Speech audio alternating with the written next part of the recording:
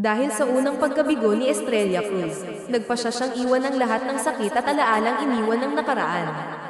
Lumipad siya papuntang Canada, dala ang pangarap na muling buuin ang sarili. Sa malamig na hangin ng bagong simula, natagpuan niya ang kanyang lugar sa mundo ng fashion. Unti-unti, naging sikat at kilalang designer siya, hindi lamang sa Canada kundi maging sa ibang bahagi ng mundo. Sa gitna ng kanyang tagumpay, nakilala niya si Marino Reyes, isang modelo na kilala sa kanyang tindig at karisma. Ngunit sa likod ng ngiti at kumpiyansa nito, may lihim na dahilan kung bakit palagi itong nasa tabi ni Star, nagpanggap itong bakla upang mapalapit sa kanya. Sa kabila ng lahat, naging malapit silang magkaibigan, at sa bawat pagkakataon, naroon si Marino bilang kanyang sandigan. Lumipas ang 10 taon, at sa wakas, nagpasya si Star na bumalik sa Pilipinas. Sa kanyang pagbabalik, marami ang nagbago, ngunit may mga bagay na nanatili. Isa na rito ang hindi inaasahang muling pagkikita nila ng kanyang ex-boyfriend na si Corona Villanueva. Sa bawat tingin at galaw nito, ramdam ni Star ang muling pagpapakita ng interes ng dating kasintahan. Ngunit ang pagbabagong ito ang nagbigay ng dahilan kay Marino upang wakasan ang kanyang pagpapanggap. Sa wakas, buong tapang niyang sinabi kay Star ang totoo, hindi siya bakla. Isa siyang tunay na lalaki, at matagal na niyang iniingatan ang damdamin niyang pag-ibig para sa dalaga. Magagalit kaya si Star dahil sa panlilinlang ni Marino, o magagawa niyang mahalin ang binata sa kabila ng lahat? Pagkalipas ng 10 taon, dumating si Star sa isang engranding event sa Pilipinas, kung saan siya ay naimbitahan bilang isa sa mga hurado. Ang event na ito ay para sa mga baguhang designer na nangangarap makilala sa industriya. Isa sa mga mapipiling disenyo ay ilalathala sa isang prestihiyosong magazine, na isusuot ng isang tanyag na modelo. Sa gitna ng kislap ng mga ilaw at ingay ng mga tao, biglang lumapit si Marino Reyes sa kanya. Sa suot nitong eleganteng suot at sa tindig nitong parang hari, hindi mo aakalain na ito ang dating Jocelyn na kilala niya sa Canada. Napakaganda mo, Star. Bagay na bagay sa iyo lahat ng mga design na ginawa mo. Sabi nito, ang boses ay malalim at puno ng paghanga. Hindi napigilan ni Star ang mapangiti at bahagyang natawa sa sinabing iyon. Kung hindi niya kilala si Marino, iisipin niyang tunay na lalaki ito. Ngunit hindi ba tiyon ang sinasabi nito kani-kanina lang? Tinitigan niya ang kaibigan, na tila ba ngayon lang niya lubos na napansin ang pagbabago nito. Ang bawat galaw nito ay puno ng kumpiyansa, at ang mga mata nito ay tila nagsasabing may lihim itong nais ipahayag. Sa Canada, si Marino ang tipo ng taong laging nasa likod ng eksena, tahimik ngunit laging naroon. Ngunit dito sa Pilipinas, ibang-iba ang Marino na nakikita niya, matikas, maimpluwensya, at tila ba may bagong layunin sa buhay. Kilala niya si Marino bilang isang modelo, ngunit siya lamang ang nakakaalam ng lihim nito. Sa kabila ng lahat, nanatili siyang tapat na kaibigan. Kahit pasabihin niya sa iba na hindi siya magkakagusto kay Marino dahil alam niyang lalaki rin ang gusto nito, walang naniniwala. Iba kasi ang ipinapakita ni Marino sa harap ng iba, lalaking-lalaki ang kilos at salita nito. Hinayaan niya ito sa kanyang pagpapanggap, iniisip na baka hindi pa handa si Marino na ipakita ang kanyang totoong sarili. Ngunit ngayon, parang may ibang kwento ang nais sabihin ni Marino. Isang kwento na matagal nang itinago, ngunit tila handa na itong ailahad. Handa na ang kaibigan niyang si Marino Reyes na magladlad sa iba pa nilang mga kasamahan sa Canada. Sa bawat galaw at salita nito, naroon ang kumpiyansa at kasiyahan na tila ba wala itong pakialam sa sasabihin ng iba. Ay naku, matagal ko nang alam na maganda ako, pero don't worry, hindi ko aagawin sa iyo ang corona mo. Mamaya ikaw lang ang magiging maganda sa ating dalawa, sabi ni Marino na may kasamang ismed at pilantik ng mga daliri. Oh, anong drama na naman yan, bruha? May pairap-irap ka pang nalalaman dyan. Ha? Sagot niya ng may bahagyang panunuya, ngunit may halong saya dahil sa kapulaitan ng kaibigan. Ngunit ang kanilang masayang usapan ay biglang naputol nang may lumapit na isang matangkad na lalaki. Napaangat siya ng tingin, at halos mapaurong siya nang makilala ang lalaking nasa harapan niya, si Corona Villanueva, ang lalaking una niyang minahal ngunit iniwan siyang sugatan at wasak ang puso. Corona Villanueva, mahina niyang tanong, ngunit tila isang malakas na dagandong ito sa pandinig ni Marino Reyes. Alam ni Marino ang lahat tungkol kay Corona, ang sakit, ang mga luha, at ang mga kwento ng kanyang pagkabigo. Ngunit ngayon, sa unang pagkakataon, narito ang lalaking iyon sa harap nila. Naramdaman niya ang biglang paghapit ni Marino Reyes sa kanyang likod, na tila ba ipinapakita nitong handa siyang protektahan siya mula sa anumang maaaring mangyari. Sa liit niya, automatikong napunta siya sa likuran ni Marino, habang nagkatapat ang dalawang lalaki. Anong ginagawa mo rito, Star? Kailan ka pa bumalik? Tanong ni Corona, ngunit bago pa siya makasagot, si Marino na ang sumingit. May problema ba kung narito rin si Star sa lugar na to? Malamig na tanong ni Marino, na ikinakunot ng noo ni Corona. Hindi niya inaasahan ang ganitong tono mula kay Marino, na karaniwang mahinahon at masayahin. Hindi ikaw ang kinakausap ko. Si Star ang gusto kong kausapin, kaya bakit ikaw ang sumasagot? Balik ni Corona, na lalo pang nagpuyos sa galit ni Marino. Ramdam niya ang tensyon sa pagitan ng dalawa, kaya agad siyang lumapit upang paglayuin ang mga ito. Teka lang, tumigil nga kayo, aniya. Ngunit bago pa lumala ang sitwasyon, dumating ang dalawang staff. MS, Star, malapit na pong mag-umpisa ang event. Kailangan na po kayo sa harapan, sabi ng isa sa mga staff, na naging dahilan upang matigil ang girian ng dalawang lalaki. Sige, pupunta na ako sa harapan, sagot niya bago tumalikod at hilahin si Marino. Ngunit bago pa sila makalayo, hinawakan ni Corona ang kanyang kamay, dahilan para mapatingin siya rito. Sandali lang, Star. Pwede ba tayo pagkatapos ng event mag-usap tayong dalawa? May diin sa boses ni Corona, ngunit agad niyang iniling ang ulo. Wala naman tayong dapat pag-usapan, Corona, sagot niya bago muling hilahin si Marino palayo. Hindi na niya gustong magkaroon pa ng kaugnayan sa lalaking minsang nagparamdam sa kanya ng matinding kabiguan. Habang naglalakad sila papunta sa venue, huminto si Marino at hinarap siya. Siya yun, hindi ba? Ang lalaking nanakit sa'yo noon, tanong nito, ang boses ay puno ng emosyon. Tumango siya bilang tugon. Oo, pero hindi ko akalain na ngayon kami magkikita. Hindi ako handa, sagot niya, pilit na pinapakalma ang sarili. Ana, kaya ba nang makita mo siya natulala ka na lang? Bakit? Gusto mo pa rin siya kahit na ginawa ka lang niyang pastahan noon? Mariing tanong ni Marino, halatang may galit sa tinig nito. Marino, ano ka ba? Masyado ka namang seryoso. Wala akong ganon na nararamdaman sa kanya. Nagulat lang ako dahil nagkita kaming dalawa, sagot niya, pilit na pinapawi ang tensyon. Ngunit hindi niya maiwasang mapansin ang seryosong tingin ni Marino. Alam mo, yang mukha mo, kung hindi lang kita kilala, mapapaisip ako kung lalaki ka ba talaga. Para kang jowa na nagseselos sa ex-boyfriend ng girlfriend mo. Biro niya, ngunit nanatiling seryoso si Marino, na tila ba may iniisip na malalim. Nagsimula na ang event, at isa-isa nang rumampa ang mga modelo. Magaganda at magagaling ang mga ito, ngunit isang figure ang nakakuha ng kanyang atensyon, ang huling modelo na rumampa sa stage. Si Corona Villanueva, sa suot nitong eleganteng kasuotan at banayad na paglakad, bumalik sa kanya ang mga alaala ng sakit at paghanga mula sa nakaraan. Habang nakatitig siya sa runway, naramdaman niya ang malamig na kamay ni Marino na humawak sa kanya. Star, okay ka lang? Tanong nito, ngunit hindi siya makasagot. Sa loob ng ilang segundo, tila bumalik siya sa panahong siya ay umiibig at nasaktan. Ngunit ngayon, narito si Marino sa tabi niya, ang kaibigang laging nandyan, handang protektahan siya mula sa anumang sakit.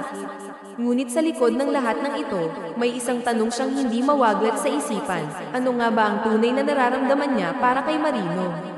Kahit 10 taon na ang lumipas mula nang maghiwalay sila, tila sariwa pa rin ang sugat sa kanyang puso. Sa bawat tagumpay na nakuha niya, naroon pa rin ang kirot na pilit niyang ikinukubli. Habang nasa ganoong pag-iisip, biglang tinawag ng host ang pangalan niya. Ang lahat ng mata ay nakatuon sa kanya habang inihahayag ang kanyang tagumpay bilang top designer sa Canada, isang prestihiyosong parangal na napanalunan niya laban sa napakaraming magagaling na designer. Ngunit sa kabila ng kasiyahan ng mga tao, nanatili siyang tahimik, tila ba hindi pa rin siya makapaniwala. Pagkatapos ng event, nagulat siya nang biglang may humawak sa kanyang kamay at hinayla siya palayo sa masiglang crowd. Nasa likod na sila ng backstage, ngunit patuloy pa rin ang lalaki sa paghila sa kanya. Hindi niya makita ang mukha nito sa una, ngunit nang mapansin niya ang pamilyar na lakad at presensya, agad niyang binawi ang kamay niya. Anong ginagawa mo? Tanong niya, ang boses ay bahagyang nanginginig. Sa harap niya ngayon ay si Corona Villanueva, ang lalaking minsang minahal niya ng buong puso, ngunit siya ring nag-iwan sa kanya ng sugat na halos hindi na maghilom. Gusto kitang makita at makausap, Star. Marami akong gustong sabihin sa'yo, sabi nito, ang mga mata ay puno ng emosyon. Ngunit sa kabila ng sinseridad ng boses nito, naramdaman niya ang galit at pagkabigo na matagal na niyang tinagong. Gaya ng ano naman, hindi mo naman ako kailangang hilahin para makausap mo ako. Baka mamaya kung ano pang isipin sa akin ng girlfriend mo at ng ibang tao, sagot niya, sabay himas sa kamay niyang bahagyang namumula dahil sa higpit ng hawak nito. Wala akong girlfriend, kaya walang magagalit, sagot nito ng diretso, saka muling hinawakan ang kamay niya.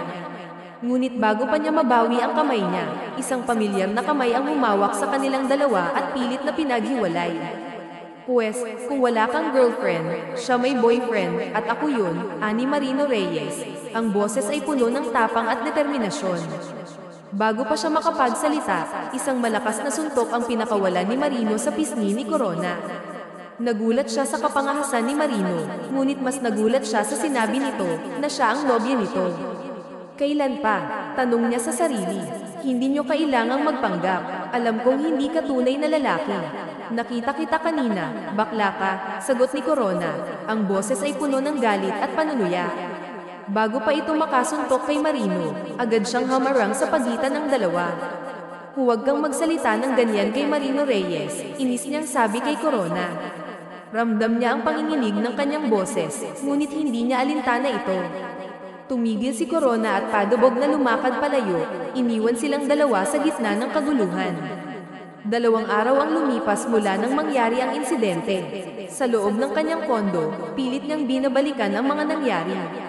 Magkatapat lang sila ng unit ni Marino, ngunit simula ng araw na iyon, hindi siya nito kinakausap.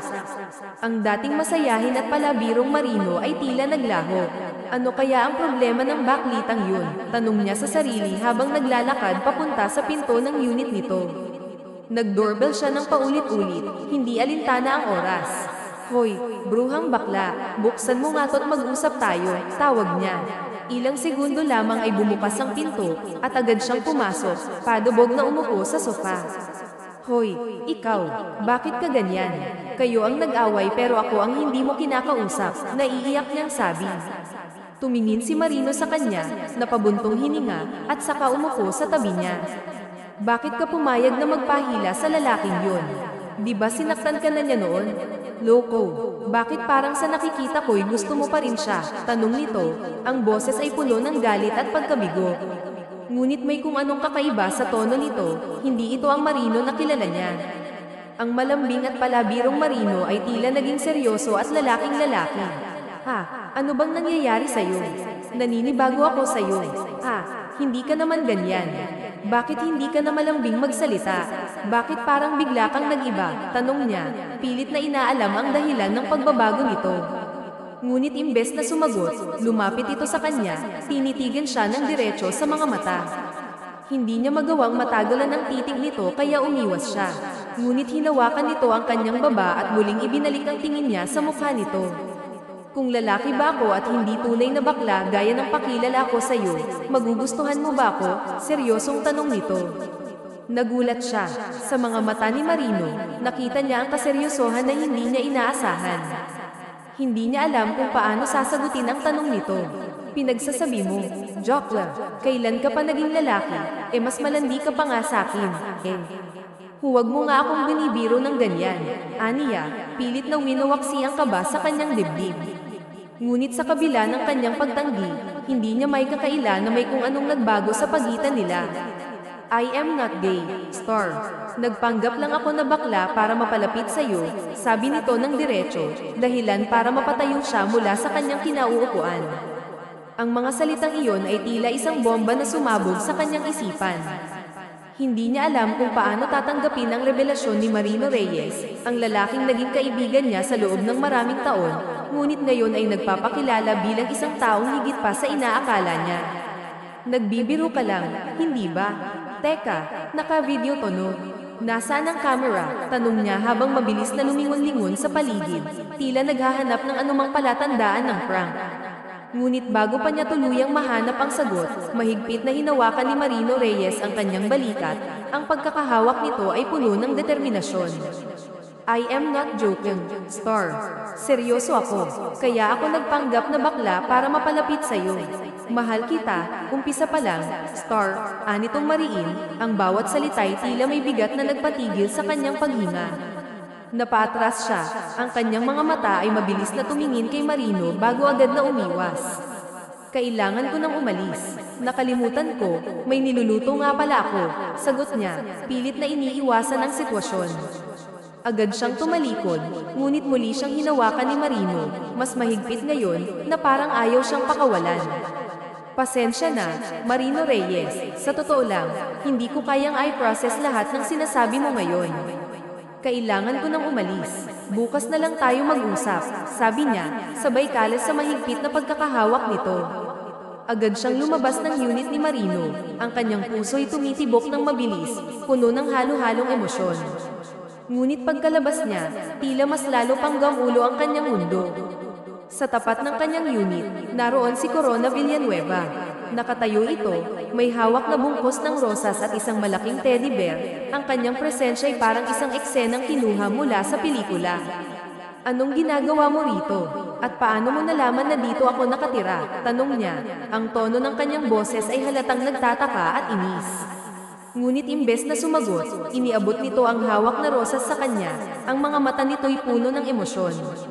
Napatingin siya kay Marino Reyes, nakasalukuyang nakatayo pa rin sa may pintuan ng unit nito.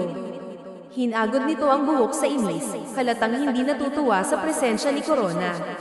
Gusto sana kitang makita at makausap. Pwede ba kitang yayain lumabas? Tanong ni Corona. Ang boses nito'y puno ng pag-asa.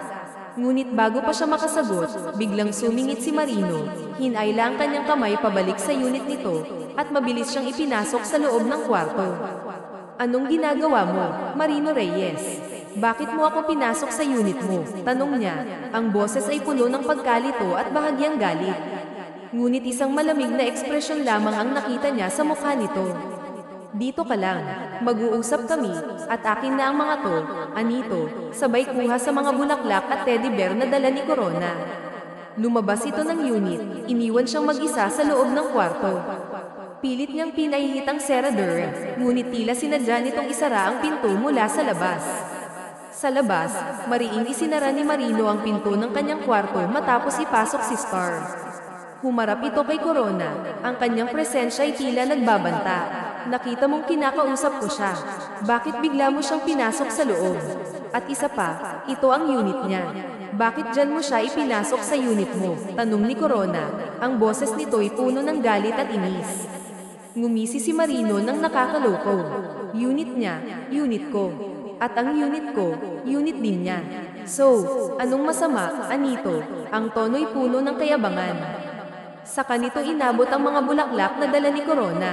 Yang mga yan, hindi niya kailangan yan. At kung gusto mo siyang makausap, pasensya na. Hindi ko hahayaan yun. Sino ka ba? Bakit kung umasta ka? Akala mo'y pag-aari mo si Star? Tanong ni Corona. Ang boses nito'y mas lalong tumataas. Nanggigigil na hinarap siya ni Marino. Hindi naman siya inatrasan ni Corona. Bagkos, nagpalitan sila ng matalim na titig.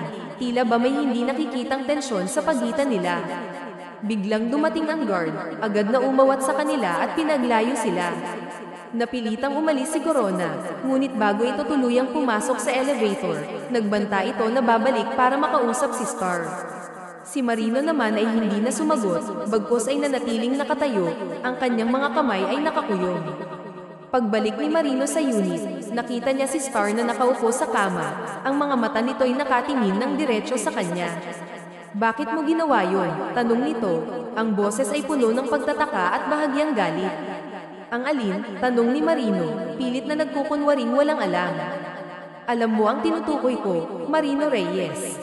Bakit mo ako kinulong dito? Anito? Ang tono ng boses nito'y seryoso. Dahil naroon ang lalaking yun, sagot ni Marino, ang boses nito'y may halong inis at selos. So, sagot ni Star, sabay tayo at lumapit kay Marino. Anong dahilan? Sabihin mo, Anito, ang mga mata nito'y tila naghahanap ng sagot. Nagseselos ako, sagot ni Marino, ang kanyang mga mata'y umiwas, tila nahihiya sa kanyang sinabi.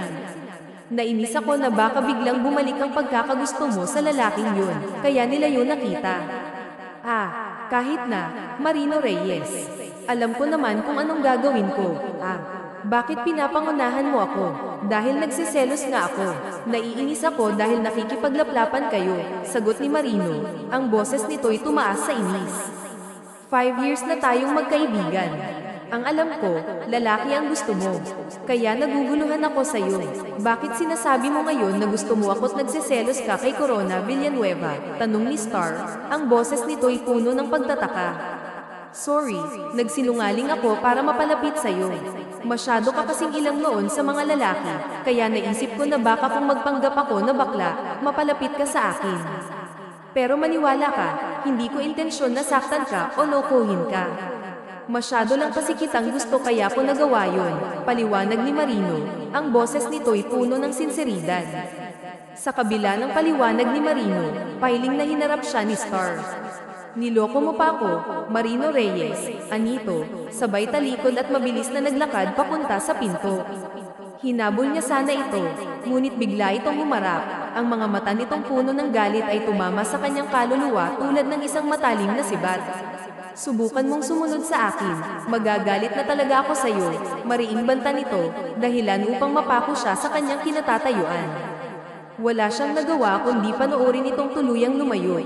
Ang bawat hakbang nito ay parang dagok sa kanyang puso. Naiwan siyang tuliro, napasabunot sa sariling buhok habang nakatitig sa pintong nilabasan ni Star. Ang bigat ng sitwasyon ay tila bumalat sa kanya, hindi niya maunawaan kung paano nagkaganito. Ano ba tong nagawa ko? Bulong niya sa sarili. Ang boses niya ay puno ng pagkabigo at pagkagulo. Dahil hindi niya na kayang tiisin ang bigat ng kanyang nararamdaman, nagpa siyang magtungo sa bar. Sa bawat lagok ng alak, pilit niyang nilulunod ang alalahanin. Kasama niya ang isang modelo na naging kaibigan niya noong nasa Canada pa siya. Pre, mukhang problemado ka. Si Star na naman ba yan? Tanong ng kaibigan niyang si Sandino de la Vega, habang nakatitig sa kanya na tila binabasa ang kanyang isip. Matagal na rin tayong magkasama sa Canada. Alam kong hindi lang bilang kaibigan ang tingin mo sa kanya. Pero bakit ka nakipaglaplapan? Tanong nito, ang tono'y puno ng pagtataka at bahagyang panunukso. Natigilan si Marino. Ang tanong ng kaibigan ay parang isang bombang sumabog sa kanyang mukha. Ang kanyang ekspresyon ay naghalo ng gulat at kaba. Ano?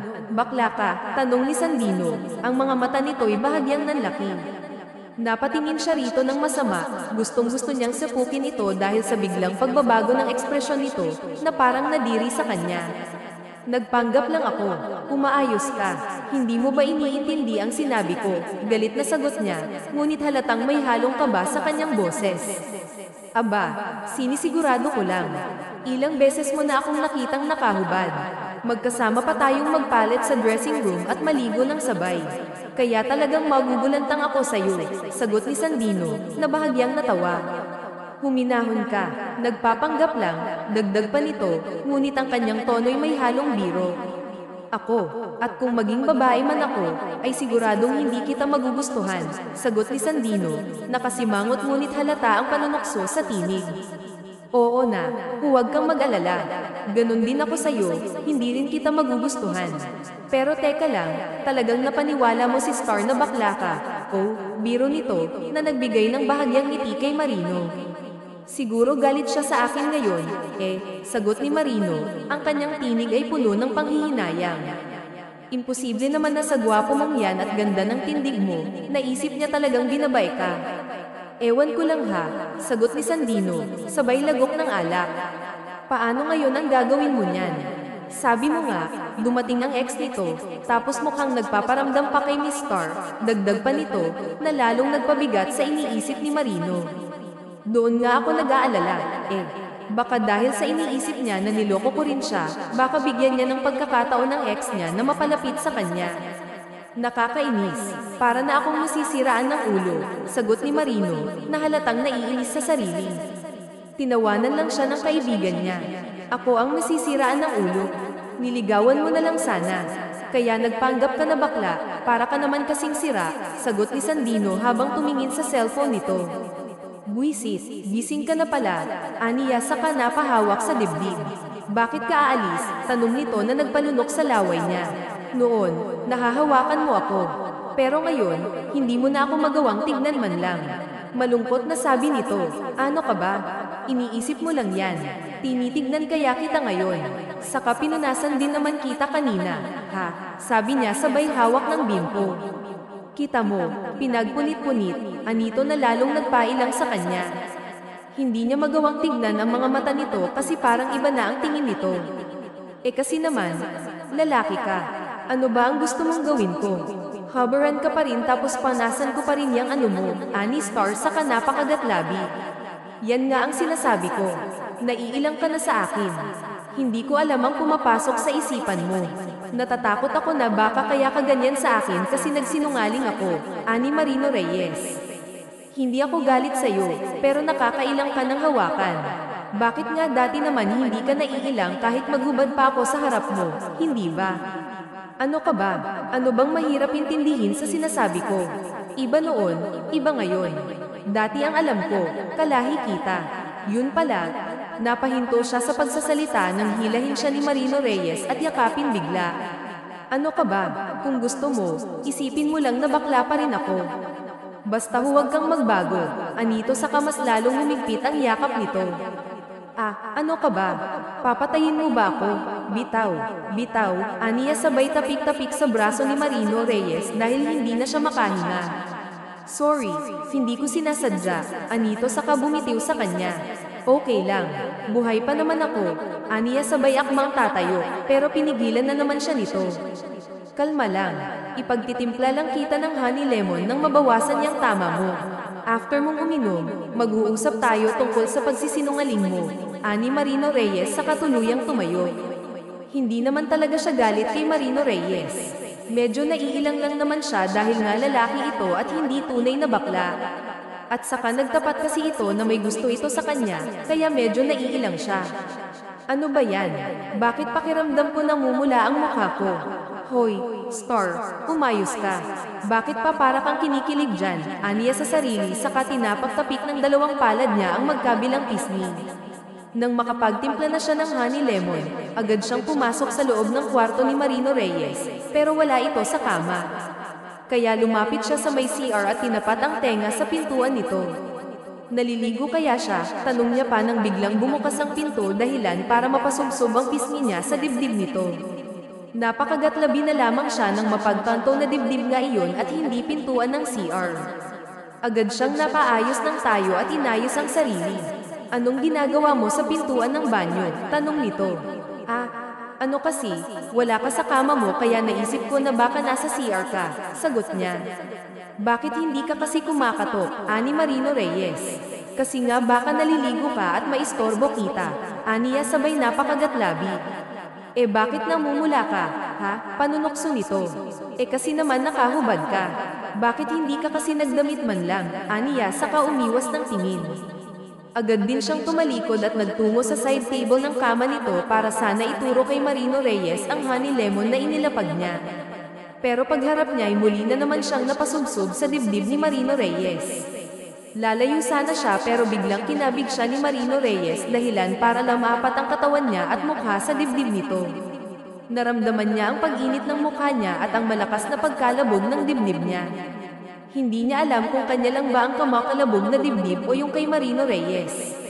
Marino Reyes nararamdaman kasi niya ang mabilis na pagtaas-baba ng dibdib nito at ang maingay na tibok ng puso nito. Bahagya niya itong naitulak pero hindi siya nito pinakawalan. Ano bang ginagawa mo? Nakakailang, aniya. Niyayakap lang kita. Gusto ko lang maramdaman mo ang pagtibok ng puso ko kapag kasama kita. Gusto talaga kita, Star. Sana huwag magbago ang pagtingin mo sa akin. Hayaan mo lang ako sa nararamdaman ko. Basta huwag kang lalayo sa akin. Pakiusap, ani nito saka siya tinitigan ng diretso. Hindi naman niya magawang bawiin ang pagkakatingin sa mata nito. Ano ka ba? Kaibigan kita. Bakit naman ako lalayo sa'yo, aniya? Pero bigla siyang kinabig ni Marino Reyes at hinalikan. Hindi siya nakakibo sa ginawa nito, pero maya-maya rin ay tila nagising siya sa kakaibang sensasyon na kanyang naramdaman, lalo na nang mapagtanto niya na napapikit siya sa ginawang paghalik ni Marino Reyes sa kanya. Agad niyang naitulak ito ng ubod ng lakas, dahilan para matigilan din ito sa ginagawa. Aalis na ako. Yung honey lemon, inumin mo hanggat maligamgam. Makakatulong yun para magising ka. Mukhang lasing ka pa, aniya saka nagmamadaling tumakbo palabas. Paglabas niya ng pinto, ay biglang napahawak siya sa dibdib. Hala, syete, bakit ako pumikit nung hinalikan ako ni Marino Reyes? Ani Star saka nagmamadaling pumasok sa kondo niya at nahiga sa kama. Pero kahit anong gawin niyang pikit para makatulog, ay hindi niya magawa. Kapag pumipikit kasi, naiisip niya ang halik ni Marino Reyes sa kanya. Patay ako nito. Anong gagawin ko? Halik lang yun pero parang may kung ano sa halik niya. Dahil hanggang ngayon, pakiramdam ko nakadikit pa ang labi ko sa labi ni Marino Reyes. Gigil na sabi niya sa sarili saka sinubsob ang mukha sa unan. Hanggang sa umabot na ng alas 7 ng umaga, ang kilig na nararamdaman niya ay nanlalata na nga siya habang tumatayo sa kama niya. Kahit saglit, ay hindi man lang siya nakapaglib. Aniya sa sarili saka nagumpisang ayusin ang sarili bago tuluyang lumabas ng kondo. Kailangan niyang makausap si Marino Reyes. Pero pagbukas niya ng pinto, ay nagulat siya nang si Corona Villanueva ang nabungaran niya sa tapat ng pinto. May dala na naman itong mga bulaklak, chocolate, at kulay pulang teddy bear. Anong ginagawa mo rito, Aniya? Nagulat siya dahil pakiramdam niya ay tumambol bigla ang dibdib niya nang makita ito.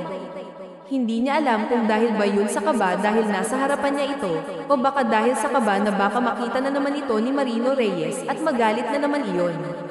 Lalo tuloy siyang naguluhan sa nararamdaman ng inabot ni Corona Villanueva ang mga bulaklak sa kanya. Para sa iyo, ani nito saka inabot ang bulaklak sa kanya. Tinanggap naman niya iyon. Pwede ba akong pumasok? Gusto sana kitang makausap ng sarilinan, sabi nito. Ngumiti at tumango naman siya saka binuksan ng maluwag ang pinto upang makapasok ito. Sige, pasok, Aniya. Saktong biglang bumukas ang pinto ni Marino Reyes. Nakita niya ang gwapong mukha nito. Napalunok na naman siya nang maalala ang halik nito. Hindi nakatakas sa mata niya ang pagkunot ng noo ni Marino Reyes nang makitang pumasok si Corona Villanueva sa loob ng unit niya. Nakita rin niya ang pagkuyom ng kamao ni Marino Reyes. Siguradong magagalit na naman si Marino Reyes sa kanya. Mag-uusap lang kami sa loob. Aniya sa kaakmang isasara ang pinto nang biglang hinarang ni Marino Reyes ang kamay nito. May sasabihin ka ba? May pag-uusapan lang kami saglit. Aalis din siya maya-maya, Aniya. Hindi niya alam pero sa paraan ng tingin ni Marino Reyes sa kanya, para siyang nahuli nitong nagtataksil kay Marino Reyes, dahilan para mapakagatlabi siya. May pag-uusapan din tayo, anito saka mabilis na pumasok sa loob ng kondo niya. Wala siyang nagawa kundi habulin na lamang ito ng tingin hanggang sa umupo ito sa katapat na inupuan ni Corona Villanueva. Bakit ka narito? May pag-uusapan kami ni Star, ani Corona Villanueva nang inisihan lang ni Marino Reyes. Talaga, paano ba yan? May pag-uusapan din kami ni Star, ani Marino Reyes saka tumingin kay Star na tila may pagbabanta. Hindi niya alam kung matatawa siya sa sitwasyon niya pero napatango na lamang siya sa tanong ni Marino Reyes sa kanya. Sinong gusto mo na maunang magtanong? Ikaw o ako? Tanong ni Marino Reyes kay Corona Villanueva. Hindi ba pwedeng umalis ka muna? Gusto kong makausap si Star ng kamilang dalawa. Nandyan ka lang naman sa kabilang unit. Pagkatapos ko, saka ka na lang pumasok. Anito na inila ni Marino Reyes. Ayoko nga, dito lang ako, sagot ni Marino Reyes. Gusto mo ikaw na lang ang umalis. Bumalik ka na lang kapag wala na ako, ani Marino Reyes ay nahalatang naiinis. Bamantong hininga ito saka tumingin sa kanya. Umupo naman siya sa bakanteng sofa at hinarap si Corona Villanueva. Ano ba ang gusto mong sabihin? Ikaw na ang mauna, anito na pasimpleng ninisya ni Marino Reyes. Huwag kang ang umidyan. Mamaya, mapag-uusapan din tayo kaya umayos ka, ani Marino Reyes na nagpati ng bibig nito. Gusto ko sanang humingi ng tawad sa iyo. Hindi ko gustong masaktan ka noon. Saka mahal talaga kita noon pa. Hindi lang ako nagkaroon ng pagkakataon na magpaliwanag sa iyo. Anito sabay akmang hahawakan ang kamay niya. Biglang tinabig ni Marino Reyes saka tinignan ng masama si Corona Villanueva. Ano bang problema mo? Ani Corona Villanueva kay Marino Reyes. Wala akong problema. Nadulas lang ang kamay ko, ani Marino Reyes saka tumingin sa kanya at sa kamay niya. Agad niyang nakuha na dapat ilayo niya ang kamay kay Corona Villanueva bago maghalo ang balat sa tinalupan. Naiinis siya sa sarili dahil pakiramdam niya ay napapasunod siya ni Marino Reyes kahit sa simpleng tingin lamang nito. Nagpasya na siyang tapusin ang usapan para umalis na si Corona Villanueva. Pakiramdam niya si Marino Reyes ang mas dapat na magpaliwanag sa kanya. Corona Villanueva, matagal na kitang napatawad. 10 taon na ang lumipas. Masyado pa tayong bata noon kaya hindi na dapat natin isipin pa ang dati. Aniya sabay nginitian si Corona Villanueva. Kung ganoon, pwede ba akong manligaw sa'yo? Gusto pa rin kita, Star. Lahat gagawin ko para mapasaya ka at pangako, hinding-hindi na ako gagawa ng ikakasama ng loob mo. Anito na nagpaawat sa sinabi nito. Napatingin siya kay Marino Reyes na mariing nakatingin sa kanya, tila hinihintay ang magiging sagot niya sa tanong nito. Mariing naikayan ni Marino Reyes ang kamay nang makita niya si Star na tila napakagatlabi sa tanong ni Corona Villanueva. Para tuloy gusto niyang mamilipit ng leeg dahil tila hindi ito makapagdesisyon sa kung ano ang isasagot nito. Hanggang sa huminga ito ng malalim bago sumagot. Sa ngayon, Corona Villanueva, ayoko na munang pag-usapan yan. Ayokong pumasok sa isang relasyon na hindi ako sigurado. Bukod doon, masyado kang mabilis, Corona Villanueva. Kung tutuusin, kakakita pa lang natin muli at may malaki kang atraso sa akin, ani Star sa katumayo. Itong mga bulaklak, tatanggapin ko. Pero ang mga tinatanong mo sa akin, pasensya na, hindi kita masasagot ngayon, Anito. Okay lang kung nabigla kita. Pasensya na, pero sana pag-isipan mo ang sinasabi ko, ani Corona Villanueva na gusto niyang paakan ng bulaklak sa bibig. Ang lakas ng loob nito na ayain si Star na makipagbalikan dito. Inis niyang nahawi ang buhok sa sobrang inis kay Corona Villanueva. Mabuti na lang at naisipan na nitong magpaalam sa kanila. Nang makalabas si Corona Villanueva, ay agad tumayo si Marino Reyes at tinignan ng masama si Star. Bakit mo naman pinapasok ang siraulong yun dito sa kondo mo? Tanong niya sa kakinuha ang bulaklak at nagtungo sa labas upang itapon. Sa susunod, huwag mo na siyang papapasukin. Maliwanag, aniya. Nakita niya ang pagtaas ng kilay ni Star nang titigan siya. Bakit naman kita susundin? Tila naghahamon na tanong ni Star sa kanya. Dahil masasaktan ka lang kapag hinayaan mo na muli siyang pumasok sa buhay mo. Aniya na bahagyang tinawanan ni Star. Pero pag ikaw ang hinayaan kong makapasok sa buhay ko, pwede.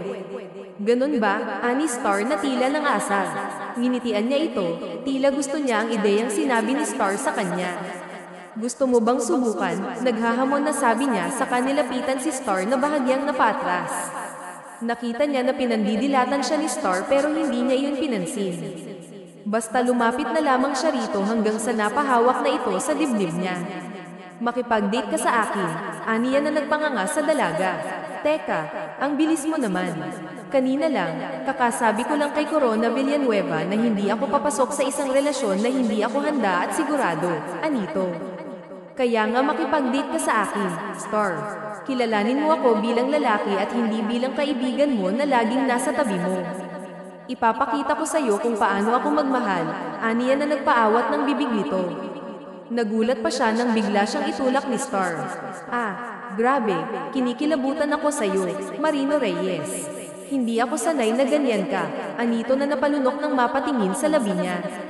Nakita niya ang pamumula sa mukha ni Star. Marahil ay naisip nito ang halikan nila kahapon. Lumayo ka, masyado kang malapit, Anito. Bakit? Ayaw mo bang nilalapitan kita o naaalala mo yung halik ko sa iyo kagabi, Aniya? Sinaman ito ng tingin. Tama, iniisip ko yun. Ayokong uulitin mo yun, Marino Reyes. Magkaibigan tayo. Ayokong lumagpas tayo sa pagiging magkaibigan. Hindi ako. Sanay na ganyan ka. Masanay ako sa dating ikaw. Anito na kinakagat niya ang labi bago siya huminga ng malalim at tinitigan ito. Pero hindi ko na ibabalik ang dating ako. Magpapakatotoo na ako, Star, aniya rito na inilahad nito saka siya tinitigan ng diretso. Pero ayokong magpakatotoo ka sa akin. Gusto ko maging magkaibigan lang tayo. Anito na hinawakan pa ang kamay niya. Ibalik natin ang dating friendship natin. Doon ako masanay at komportable. Anito sa kanya. Kinuyam niya ang kanyang kamao. May iba. Tanong pa nito. Yun ba ang gusto mo? Tanong niya na agad nitong tinanguan. Matagal niya itong tinitigan bago siya ngumiti. Kung yun ang gusto mo, pagbibigyan kita. Aniya sa kamuling ngumiti. Kung ganoon, aalis na ako. Tawagan mo na lang ako kapag kailangan mo ng tulong. Anito saka mabilis na tumalikod. Marino Reyes, tawag pa ni Star sa pangalan niya, ngunit hindi na niya ito nilinggan pa. Saktong 1 linggo na ang hindi nakikita ni Star si Marino Reyes. Hindi rin ito tumatawag, at kung tumatawag man siya, hindi rin ito sinasagot. Aaminin niya, namimiss niya ang kaibigan. Hindi siya sanay na hindi ito nakikita at nakakasama sa kahit na saang show. Kamusta na kaya ang lalaking yun? Aniya sa sarili saka tumingin sa paligid. Ngayon na ang araw ng ramp show kung saan magsasama-sama ang mga designer para ipakita ang kani-kanilang mga design na ilalabas para sa buwan ng Disyembre. Ilalabas din ito sa isang kilalang magazine kung saan mas makikilala ang kanilang mga bagong design. Nasa ganoon siyang pag-iisip nang makita niya si Marino Reyes na papasok ng venue. Nakasuot lamang ito ng simpleng damit na V-neck white t-shirt at maong shorts. Pero kahit ganoon lang ang kasuotan nito, makikita niyang napapalingon ang mga kababaihan dito. Hindi maitatanggi na talagang gwapo si Marino Reyes kahit na ano pang ipasuot dito. Lalapit sana siya kay Marino Reyes nang makita niya itong napatingin sa kanya, pero agad siyang napahinto nang bigla itong umiwas ng tingin sa kanya at ibinaling ang tingin sa papalapit na magandang babae. Kung hindi siya nagkakamali, ito si Lorena Santos, isang kilalang modelo at artista. Mas lalo pa siyang natigilan nang lumingkis ang braso ni Lorena Santos kay Marino Reyes, pero hindi man lamang iniwasan ni Marino Reyes. Parang may kung anong biglang nagpakiramdam sa kanya ng kakaibang sitwasyon nang may tumawag sa pangalan niya. Star, tawag ng isang tinig na agad niyang nakilala. Si Corona Villanueva, nakangiti habang nakatingin sa kanya. Drinks, alok nito saka iniabot sa kanya ang wine glass na may lamang alak. Napakaganda ng design mo. Siguradong yun ang mapipili this month. Siya nga pala, inumin mo yan, pampakalma. Mamaya mag-uumpisa na ang show. Anito sa kanya. Inabot naman niya ang inumin at sumipsip ng bahagya. Bakit narito ka pa? Pumunta ka na sa dressing room para maayusan ka at ma-makeupan. Susunod na rin ako sa iyo. May titignan lang ako. Ani nito nang initian ni Corona Villanueva. Sige, mauna na ako. Sumunod ka agad, Star. Anito sa kanya na agad niyang tinanguan. Nang makaalis na si Corona Villanueva ay agad na hinagilap ng mata ni Star si Marino Reyes. Nakita niya itong nakatayo sa isang gilid habang kausap si Sandino de la Vega. Agad siyang lumapit at nangamusta rito. Narito rin pala kayo, tanong niya na agad nginitian ni Sandino de la Vega. Oo, medyo kinakabahan nga ako eh. Pero itong si Marino Reyes, tila wala akong makapang kaba. Parang excited pa nga, totoo eh, anito sa kanya. Napatingin siya kay Marino Reyes na hindi siya tinatapunan ng tingin. Kamusta, Marino Reyes? Ilang araw tayong hindi nagkita. Saan ka ba nagpunta? Tinatawagan kita pero hindi mo naman ako sinasagot, tanong niya. Pero blonde ka kung ekspresyon lang ang nakita niya sa mata nito nang titigan siya. Bakit? Need ko bang ipaalam sa'yo ang lakad ko at magpaalam sa'yo? Kaibigan lang kita, hindi ba? At hindi girlfriend, ani Marino Reyes sa kanya na nagpagulat sa kanya. Hindi siya nakaimik dahil hindi niya inaasahang masasabi sa kanya iyon ni Marino Reyes. Halata rin sa mukha ni Sandino de la Vega ang pagkabigla dahil napatingin ito sa kaibigan at sa kanya. Hoy, pre, si Star ang nagtatanong sa'yo. Ano ka ba? Parang hindi ikaw yan tanong ni Sandino de la Vega sa kaibigan. Kilala ko siya. Hindi naman ako bulag, sagot ni Marino Reyes. 8. Saka tumingin sa kanya. Mauna na ako sa inyo. May kailangan pa akong kausapin at ayusin. Aniya. Iniwan sila ni Sandino de la Vega at nakita niyang lumapit si Marino Reyes sa mga babaeng nag-uumpukan.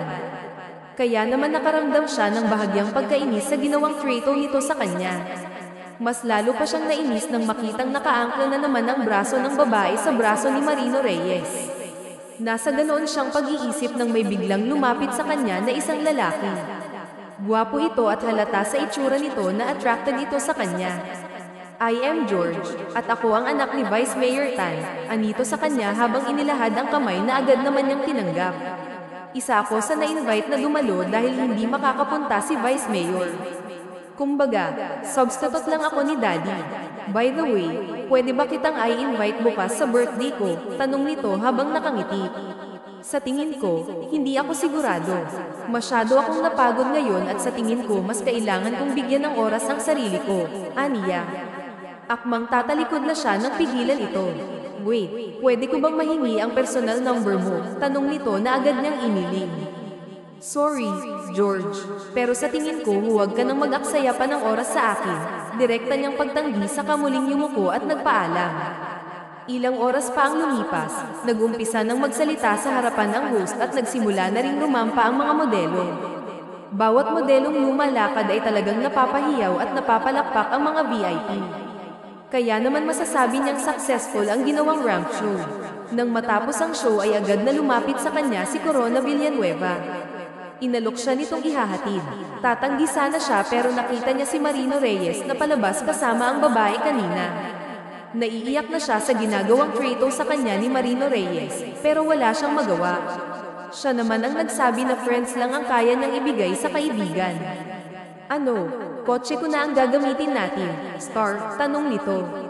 Nginitian niya ito ng pilit sa katumango. Sige, aniya sa kasumunod kay Corona Villanueva. Bahagya pa nga siyang napaigtad nang maramdaman ng kamay nito habang inaalalayan siya sa paglalakad. Kaya ko naman, Corona Villanueva, aniya. Alam kong kaya mo. Gusto ko lang gawin to. Sagot nito na tinamuan na lamang niya. Nang makasakay na siya sa kotse ni Corona Villanueva ay agad nitong pinaandar ang sasakyan. Hindi naman siya umiimik pero napansin niya kay Corona Villanueva na tila may gusto itong sabihin. Sabihin mo na kung may sasabihin ka. Halata naman sa'yo na kanina ka pa aligaga, aniya, dahilan para mapakamot ito sa batok bago binalik ng kamay sa manibela. Baka pwedeng ayain kitang mag-dinner, anito, sa kabahagyang binagalan ng patakbo ng kotse. Busog pa kasi ako, Corona Villanueva, sabi niya. Pero tinwer siya ng kanyang tiyan dahil bigla itong tumunog. Pero mukhang gutom na yata ang tiyan ko. Sige, kain na muna tayo, aniya sa kabamantong hininga. Nakita niya ang biglang pag-aliwalas ng mukha ni Corona Villanueva nang sumang-ayon siya. Talaga, anong gusto mong kainin? Sabihin mo lang, anito. Ano ka ba? Okay lang naman kahit saan. Hindi naman ako mapili kahit dati pa, alam mo naman yan, aniya, na tila naalala ang nakaraang ginawa nito sa kanya. Huwag ka nang mag-isip ng kung ano. Tapos na yung nakaraan natin. Nakalimutan ko na yun. Nabanggit ko lang, aniya sa kanginitian ito. Pasensya ka na talaga. Masyado pa kasi akong isip bata noon kaya akala ko tama ang ginawa ko sa'yo. May bahid ng lungkot na sabi nito. Sabi ko nga, ayos na. Tapos na yun, ulit niya. Tumango naman ito sa kamasayang momento sa isang restaurant. Kumain sila ni Corona Villanueva at saka nagkwentuhan. Ngayon niya napagtanto na wala na pala ang galit niya sa dating nobyo. Nagtawanan pa nga sila habang kumakain nang may biglang tumawag sa cellphone niya. Nakita niya si Marino Reyes. Sasagutin na sana niya pero biglang nag-power off ang cellphone niya. Naku, ngayon pa ako nalawbat. Paano kaya to? Aniya sa kanila ay ba't ang paningin? Miss, tumawag siya ng waitress. Agad namang lumapit ang babae at nagtanong, ano po yun? Ma'am, magalang na tanong nito. Baka pwedeng maki-charge lang. Salamat. Aniya na tinanguan ng babae bago mabilis na umalis. Sinong tumawag? Mukhang importante. Pwede mo namang gamitin ang phone ko. Alok nito na iniling niya. Hindi na. Okay lang. Salamat na lang. Tapusin na natin ang pagkain para makauwi na tayo. Aniya sa kanginitian ito bago tumayo. Sige, tapusin na natin to. Anito. Nang matapos sila sa pagkain ay mabilis na nagbayad si Corona Villanueva. Inihatid din siya nito sa kondo niya ngunit hindi niya hinayaang samahan pa siya nito paakyat sa kanyang unit. Sigurado ka ba na kaya mo? Ayaw mo bang samahan kita na ihatid sa tapat? Tanong nito. Nang biglang bumukas ang isang kotse at bumaba si Marino Reyes, nagulat sila at sabay pang napatingin sa papalapit na si Marino Reyes. Ako na ang maghahatid sa kanya. pwede ka nang umalis, anito kay Annie, habang hindi inaalis ang tingin sa kanya. Naiilang na siya sa paraan ng tingin nito kaya binalingan niya si Corona Villanueva. Sige na, Corona Villanueva. Si Marino Reyes na ang baalang maghatid sa akin. Tutal magkatapat lang naman ang unit namin, Aniya. Salamat na lang sa paglibre ng dinner. Next time ako naman ang manlilibre sa'yo, dagdag pa niya, na tila nagpasama ng timpla ng mukha ni Marino Reyes. Bamantong hininga si Corona Villanueva bago tumango at ngumiti sa kanya. Kung ganoon, mauna na ako sa'yo, anito sa ka nagpaalam. Sumakay na agad ito ng kotse at pinaandar. Nang wala na ito sa paningin niya, lumakad na siya paakyat sa unit niya. Nilagpasan niya si Marino Reyes dahil masama pa rin ang loob niya rito. Dumiretso siya ng pasok sa loob ng elevator habang nakasunod naman si Marino Reyes. Nang parehas na silang nasa loob, humarap si Marino Reyes sa kanya dahilan para mapa-address siya. So, kaya hindi mo sinasagot ang tawag ko kasi busy ka sa ex mo. At talagang sumama ka pa rito para mag-dinner. At ano, ikaw naman ang susunod na manlilibre sa kanya, anito, nasalubong ang kilay. Wala namang masama, hindi ba, Aniya Parito, na nagpaigting sa mga panga nito. Kilala niya ito, at kapag ganito na ito'y tiyak na galit na ito sa kanya. Star, may diing tawag nito sa pangalan niya. Ano, bakit ka ba nagagalit? Ikaw din naman nakikipag-date sa mga babae kanina. May pakapit-kapit pa siya sa braso mo, Kasura, Aniya, saka biglang napakagat sa labi. Bakit ba niya sinabi yon? Nakakahiya, napatingin siya kay Marino Reyes na tila napataas ang kilay sa sinabi niya. Oh, bakit? Akala mo hindi ko nakita kanina, no? Ang sweet nyo kaya, tapos ang lakas ng loob mong sabihin na gusto mo ako, nakikipag-flirt ka nga sa ibang babae. Tapos inawi mo pa ako kanina. Tinatanong lang naman kita kung kamusta ka na pero sinigawan mo ako sa harap ni Sandino de la Vega, Aniya, saka pinahid ang nagluluhan niyang mga mata. Nasa ganoon silang sitwasyon nang biglang bumukas ang pinto ng elevator. Buti na lang at walang tao kaya agad siyang nakalabas.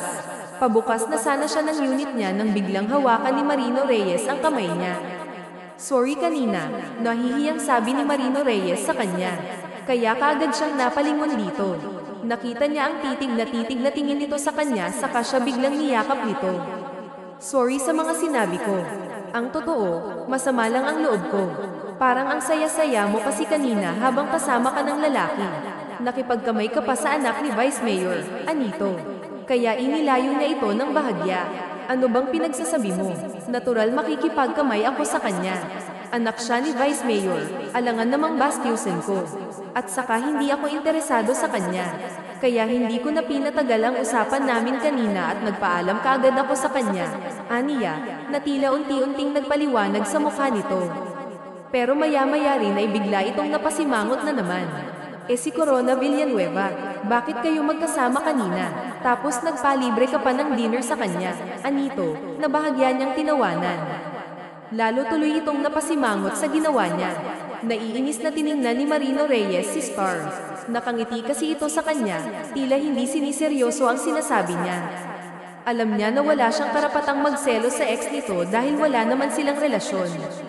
Pero kahit anong gawin niya, hindi niya maiwasang makaramdam ng paninibugo kay Corona Villanueva.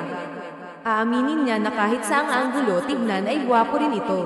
Kaya nang makita niya ito na hinatid si Star kanina, agad siyang nakaramdam ng selos sa dalawa. Parang ang saya mo ah. Naiinis na nga ako pero mukhang nag-enjoy ka pa, Anito rito, na tinaasan ito ng kilay. Umamin ka nga, may bipolar disorder ka ba? Kanina lang sa ramp show, inis na inis ka sa akin. Ni hindi mo man lang ako matignan. Sinabi mo pa nga na huwag kitang pakialaman, hindi ba? Tapos ngayon tinatanong mo ako kung bakit kami magkasama, tanong nito sa kanya saka umirap. Bubuksan na sana nito ang pinto nang bigla iyong bumukas at bumungad ang mommy nito. Teka, mommy, bakit kayo narito? Tanong ni Star, saka napatingin sa kanya. Tila alam na nito na siya ang dahilan kaya naroon ang mga magulang niya. Ha, ba't itong batang to? Okay lang na magulat ka pero parang ayaw mo yata na narito kami ah. Mahimig na tampo na sabi ng ginang kay Star. Ilang araw ka na rito sa Pilipinas. Ni hindi mo man lang kami nasilip ng daddy mo. Puro ka na lamang tawag na masyado kang busy, kaya kami na ng daddy mo ang nagpunta rito. Tapos ganyan ka pa, anito saka nagmamadaling tumalikod ang ginang. Bamantong hininga naman si Star na agad sumunod sa ina. Pero bago ito tuluyang lumapit sa ina, tinignan muna siya nito ng masama. Hintayin mo ako sa kondo mo. Mag-uusap tayo, anito sa kanya saka siya inambehan ng suntok na agad niyang nailegan. Humanda ka talaga sa akin mamaya, bulong nitong sabi sa kanya bago tuluyang pumasok sa unit nito. Nang tuluyan nang makapasok ito, agad na rin siyang pumasok sa unit niya at umupo sa sofa, hinihintay niyang pumasok si Star na sugurin siya. Lingid sa kaalaman nito'y sinadya niyang kontaken ng mga magulang ni Star tungkol sa plano niya para kay Star dahil baka maunahan pa siya ng mga lalaking umaaligid dito. At hindi nga siya nagkamali nang biglang bumukas ang unit niya at nanggigil na sinugod siya ng malakas na hampas. Hoy, walang hiya kang lalaki ka. Anong sinasabi mo kay mommy na papanagutan mo ako't pakakasalan? Gigil na sabi ni Star na may kasama pang sabunot sa buhok niya. Aray, tama na. Pakakasalan naman talaga kita Aniya. At bakit mo naman ako pakakasalan? Bakit? Boyfriend ba kita? At saka anong sinasabi mo kay mommy na first love mo ako? Nanlaki ang mga mata sa tanong ni Star sa kanya. Totoo yun. Gusto na talaga kita noon pa, nung panahon na nakasabay kita sa eroplano. Umiiyak ka noon sa upuan mo. Ako ang katabi mo noon at nagabot ng tissue sa'yo, Aniya. Kinunot nito ang noo pero hindi binibitawan ang buhok niya. Pinagsasabi mo dyan, 10 years ako sa Canada at 5 years pa lang tayong magkaibigan. Ano ka ba? Huwag kang ang gumawa ng kwento, anito sa kabinitawan ng buhok niya.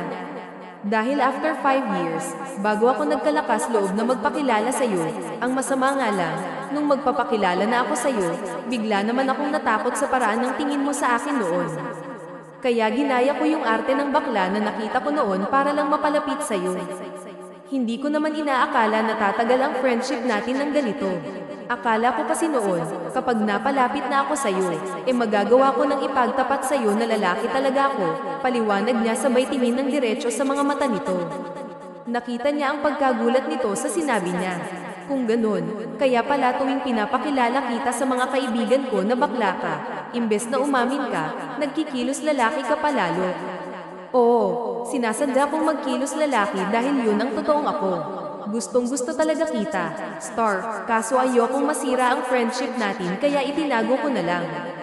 Pero nung makita ko si Corona Villanueva na muling lumalapit sa'yo, natakot ako na baka bumalik ang nararamdaman mo sa kanya, Aniya habang nakatingin sa mga mata nito. Sisigat pa sana si Star nang biglang tumunog ang cellphone nito. Sinagot naman agad ni Star ang tawag pero agad siyang natigilan nang marinig niya ang pangalan ni Corona Villanueva. Saang ospital siya dinala? Nag-aalalang tanong ni Star sa kausap. Maya-maya ay pinatay na nito ang cellphone at hinarap si Marino Reyes. Marino Reyes, si Corona Villanueva na aksidente matapos akong ihatid kanina. Anong gagawin ko? Kasalanan ko kung bakit siya na aksidente. Dapat hindi ko na tinanggap ang alok nito kanina na ihatid ako, Aniya. Star, huminahon ka. Wala kang kasalanan sa aksidenteng yun, Aniya saka hinawakan ang balikat ni Star upang pakalmayin ito. Huminga ka ng malalim. Sasamahan kita pumunta kay Corona Villanueva, Aniya na tinanguan nito. Nakita niya ang lumuluhang mata ni Star dahilan para mapakyas ng kamao. Samantala'y tahimik na pinagmamasdan ni Star ang pagdadrive ni Marino Reyes. Hindi pa rin niya akalain na may gusto sa kanya ang kaibigan sa loob ng 10 taon na nagawa nitong magpanggap na bakla mapalapit lamang sa kanya. Ang totoo'y malaki talaga ang hinayang niya noon nang malamang bakla si Marino Reyes. Hindi man niya aminin, noon pa man ay may paghanga na rin siya sa kaibigan dahil sa mga ginawa nito sa kanya noong mga panahong sinusugsog niya ang sarili sa trabaho upang makalimot. Kaya naman, nang magtapat sa kanya si Marino Reyes, hindi niya malaman kung magiging masaya ba siya o may ilang. May gusto na rin siya kay Marino Reyes noon pa man. Nasa ganoon siyang pag-iisip nang mapansin niyang nasa harap na pala niya si Marino Reyes. Nag-aalala ito habang tinatawag ang pangalan niya. Star, narito na tayo. Ayos ka lang ba, Aniya, na hinawakan pa ang mukha niya. Agad siyang napaatras dito nang makitang gadang kalang ang pagitan ng mga mukha nila. Ganun ba? Salamat, Aniya. Anya, nakita niyang ngumiti si Marino Reyes sa kanya. Sige na, mauna ka nang pumasok. Ipaparada ko lang ang sasakyan sa parking area ng ospital, anito na may lungkot sa mga mata. Lalabas na sana siya ng kotse nang biglang magsalita si Marino Reyes na agad niyang kinahinatnan. Siya ang mahal mo, anito sa kamumiti ng pilit. Marino Reyes, nagkakamali ka ng iniisip. Nag-aalala lamang ako sa kanya bilang kaibigan. Huwag kang mag-isip ng kung ano-ano, aniya rito nang nginitian nito. Sige na, ako na ang bahala rito sa kotse. Susunod ako, anito na tinanguan niya lang nang makitang binalik na ni Marino Reyes ang tingin sa kalsada. Usap tayo mamaya, may kailangan din akong linawin sa iyo. Aniya sa kaagad lumabas ng kotse upang magtungo sa loob ng emergency. Alam niyang may dapat siyang klaruhin kay Marino Reyes tungkol sa damdamin niya. Aaminin niya na gusto niya rin ito dati pa, pero gaya nito noon ay natakot siyang masira ang pagkakaibigan nila kaya isinikreto na lamang niya. Lumapit siya sa isang nurse at nagtanong. Nalaman niya na nasa isa na itong kwarto at pansamantalang nagpapahinga. Agad niyang tinungo ang kwarto kung saan naroon si Corona Villanueva, pero agad siyang napahinto nang may marinig siyang boses sa loob. Nagtatawanan ang mga ito. Buti na lang may kasama na siya. Napapangiti niyang sabi bago siya nagpasya ng hawakan ng seradura ng pinto. Pero bago niya tuluyang mapahihit ang seradura ay napahinto kaagad siya nang marinig na naman ang pamilyar na senaryo na iyon. Kahit magpustahan pa tayo, sigurado akong pupuntahan ako ni Star. Alam kong may nararamdaman pa rin siya sa akin, at sa oras na puntahan niya ako ngayon, malalaman ninyo na hindi niyo ako matatalo sa pastahan. Aniya ni Corona Villanueva na agad nagpainit ng mukha niya. Nanginginig din ang mga kamay niya sa tindi ng nararamdaman niyang galit. Pumunta siya sa ospital dahil nag-aalala siya para dito, yun pala ay nagpupustahan na naman ang mga ito. Bubuksan na sana niya ang pinto nang may biglang humawak sa kamay niya si Marino Reyes. Nakatingin ito sa kanya at umiling. Maya-maya hinayla na siya ni Marino Reyes palayo sa lugar na yun. Nagpatino na lamang din siya ng isa kay Marino Reyes sa kotse nito. Saan tayo pupunta? Aniya rito. Ilalayo na kita sa kanya at hindi na ako magpapaubaya pa sa iba. Aniya ni Marino Reyes sa kanyang hinitian. Nasa ganoon silang sitwasyon nang biglang tumunog ang cellphone niya. Nakita niya si Corona Villanueva ang tumatawag, kaya napakuyong siya ng kamao. Sasagutin na sana niya ang tawag nito para kumprontahin, nang biglang hinawakan muli ni Marino Reyes ang kamay niya. Huwag kang magpakita ng galit at pagkainis sa kanya. Normal ka lang. Sabihin mo sa kanya na may biglaan kang lakad at hindi ka makakapunta sa kanya. Magpagaling na lang siya, aniya ni Marino Reyes. Napakunot ng noo niya. Pero bakit galit na galit ako sa kanya? Gusto ko siyang murahin kahit sa cellphone lang, aniya. Umiling ito't nginitian siya. Mapapahiya na siya sa mga kaibigan niya sa oras na hindi ka sumipot sa ospital. Matatalo siya sa pastahan niya at may isip niya na hindi mo na siya gusto talaga, anito. Talaga namang hindi ko na siya gusto. Matagal na. Pupuntahan ko lang siya dahil na-aksidente siya matapos akong ihatid. Yun lang, aniya sa kapadabog na tumingin sa cellphone. Pangalawang tawag na nito, kaya sinagot na niya. Pero imbes na galit na tinig ay nilambing niya ang pananalita. Oo, ikaw pala, Corona Villanueva. Napatawag ka, malambing na tanong niya. Napatingin siya kay Marino Reyes na pasimpleng napangiti nang marinig ang peking malambing na tinig niya. Nasaan ka na? Kanina pa kasi kita hinihintay, aniya ni Corona Villanueva. Nagpasimulang kasi akong puntahan na importanteng bagay, kaya baka hindi na kita mapuntahan dyan. Pasensya ka na ha, pagaling ka na lang. Bye. Aniya sa kanya pinatay ang tawag. Ang siraulong yun. Kung nasa harapan ko lang siya kanina, baka ako pa siya kinalbo. Aniya sa sarili saka napatingin kay Marino Reyes. Nahuli niya itong nakangiti na naman, kaya mas lalo siyang napasimangot. Parang tuwang-tuwa ka yata, tanong niya rito na agad inihinto at pinarada ang kotse sa gilid ng kalsada. Masaya talaga ako dahil narinig ko sa iyo na hindi mo na mahal si Corona Villanueva, anito saka siya hinarap. Hindi niya magawang tignan ang mata nito dahil nahihiya siya. Sino ba kasing nagsabi sa iyo na gusto ko pa rin siya? Matagal ko na kaya siyang hindi gusto. Ang totoo, may matagal na akong gusto, kaso nahihiya akong magsabi. Aniya na agad nagpabago ng mukha ni Marino Reyes. Nalungkot ito at agad binalik ang tingin sa harap ng kotse. Sino siya? Sigurado ka ba sa kanya? Kung dati pa, bakit hindi ko nakilala? Matagal na tayong nagkasama at magkaibigan, pero wala akong makitang lalaki na nakakuha ng interes mo, anito sa kamuling tumingin sa kanya. Meron kaya, ikaw. Hindi ko alam kung kailan nagsimulang magustuhan kita, pero sigurado ako na ikaw ang mahal ko at hindi si Corona Villanueva, ani Yana. Nagpalaki ng mata nito.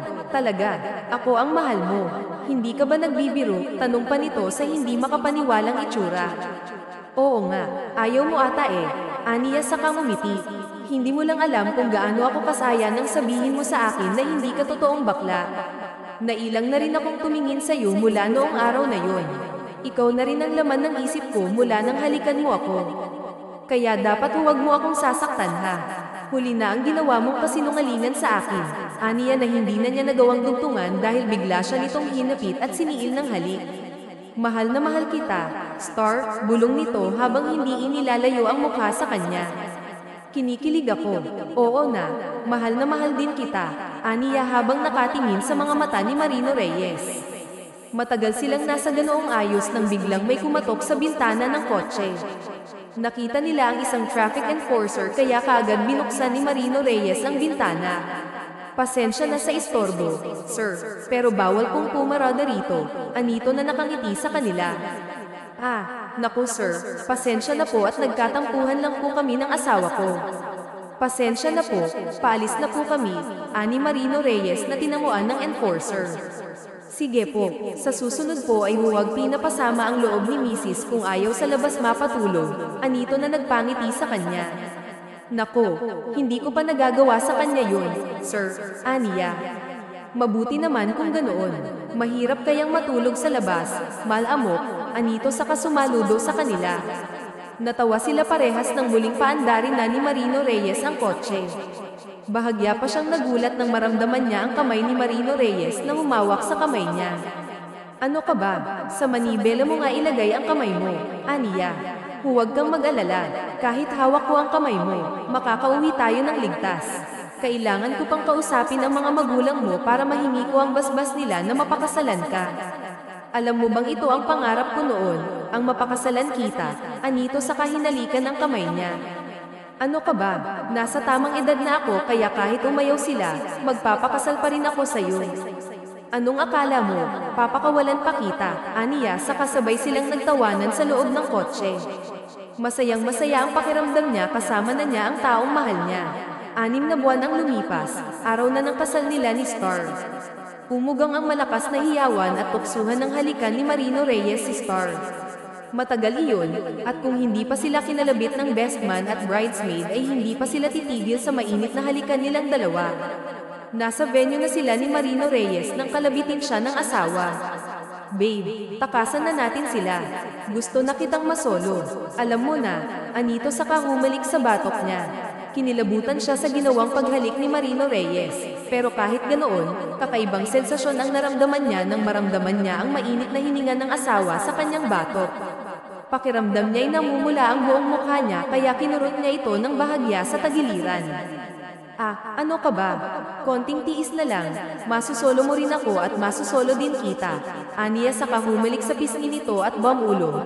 Mamaya, magsasawa ka sa kakatingin sa akin. Aniya dahilan para maging pilyo ang tingin na ipinukol ni Marino Reyes sa kanya. Nagkakamali ka, kahit araw-arawin kitang makita, hinding-hindi ako magsasawang titigan ka at, syempre, panggigilan ka, anito sa kasya binuhat dahilan para mapatili siya. Ay, ikaw talaga, Marino Reyes. Ang landi mo, aniya, saka kumapit sa batok ng asawa. Huwag mo akong landiin ng ganyan. Marupok ako, aniya, kaya nagtawanan ng mga nasa paligid nila. Aba, bala, mukhang pagkatapos ng kasal na to'y may apo na tayo. Biro pa ng kanilang mga ina na lalong nagpaingay ng tuksuhan. Huwag po kayong mag-alala, sisiguraduhin ko po ngayong gabi, makakabuo kaming mag-asawa, nakangiting kindat ni Marino Reyes sa mga magulang niya. Mom, Dad, pwede ko po bang tanggihan ko na muna ang asawa ko? Tanong ni Marino Reyes kaya napadampal siya sa dibdib nito. Ikaw talaga, ang herit mo. Kinikilig tuloy ako, mapang-akit na sabi niya nang biglang nagsalita ang kanyang ginan na babae. Hala sige, humayo na kayo at baka mainggit ang daddy ninyo. Kami naman ang landiin ng mga to, aniya ng mommy ni Marino Reyes para magtawanan ang lahat. Tara na, may basbas na tayo nila mami. Kanina pa ako nang gigigil sa'yo. Ani Marino Reyes na sinangayunan na niya kaya mula sa venue nila ay nagtungo na sila sa kanilang honeymoon at nagpakasaya sa piling ng bawat isa.